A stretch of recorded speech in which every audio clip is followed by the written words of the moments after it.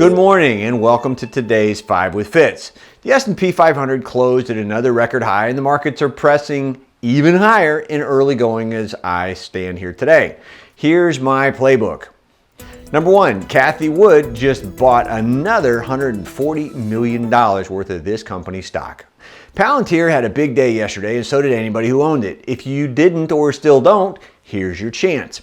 A bit of a pullback this morning would be absolutely logical. Now, personally, I'm planning to capitalize on any dips by selling cash-secured puts, using the increased volatility that comes with the situation to my advantage. You could also use lowball orders to your advantage if you'd prefer to buy shares straight upright or are not comfortable with options.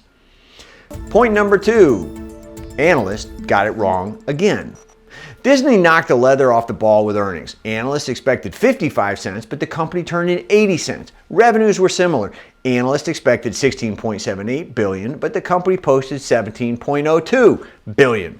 Why the investing public even remotely listens to these folks at this point is beyond me. Legions of analysts are paid extraordinarily well to know the companies they follow, yet results like this show that they really don't. Here's the interesting thing. Wall Street's money managers do not use their input when buying or selling stocks, and dare I say it, you should think twice about not doing that either. As for Disney, the key to my way of thinking is that streaming subscribers reached 174 million people and reopening theme parks. Still, Disney has a coronavirus problem, and the company will not fire on all cylinders until the pandemic ends. I do not own shares, by the way.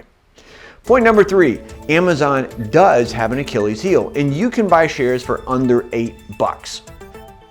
More than 100 Amazon delivery companies are joining forces to take on Amazon and UPS. It's not a gig and it's not a lark.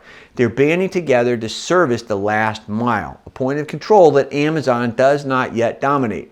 Now, I still want to own Amazon, but I worry about UPS for reasons we'll go into another time. My point today, though, is picking up a few shares in the contender could be just a ticket if you've got a couple of speculative dollars burning a hole in your pocket. Shares are down 2/3 from the 52-week high.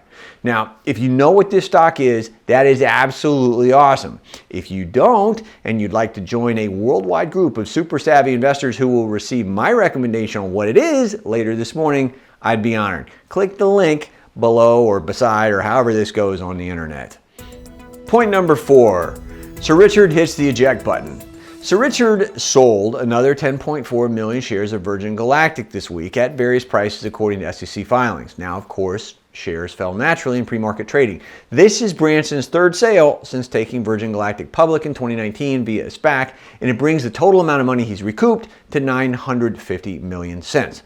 There is no doubt in my mind that Sir Richard is up to something interesting and he plans to hatch a new venture or ventures.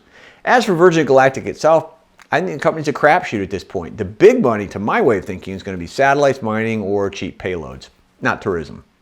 Point number 5, are you worried about COVID 2.0? If so, double down on this stock. Hoax or not, serious or not, mask or not, you and I may agree or we may not. The virus doesn't care. None of that has anything to do with the fact that Pfizer's COVID vaccine sales may top $40 billion next year. You know the drill and you know what to do. Now, at the end of the day, you can worry about being right if you want, but I'd rather see you worry about being profitable. Today's bottom line. My high school English teacher, the fabulous Maida Okrati, swore up, down, and sideways that our brains are muscles, not organs. I agreed then, and I still agree now. That's why we, you and I, need to exercise our brains with positive thinking, inspiring people, and optimistic drive. Let's finish the week strong. You got this, I promise. I'm Keith Fitz-Gerald. Have a great weekend, and I'll see you next time. Thank you for watching today's Morning 5 with Fitz. Click subscribe to get daily market notes right here on YouTube, or sign up for the email versions at the link below. You can also find me on Twitter and Instagram for my real-time thoughts on markets, analysis, and more.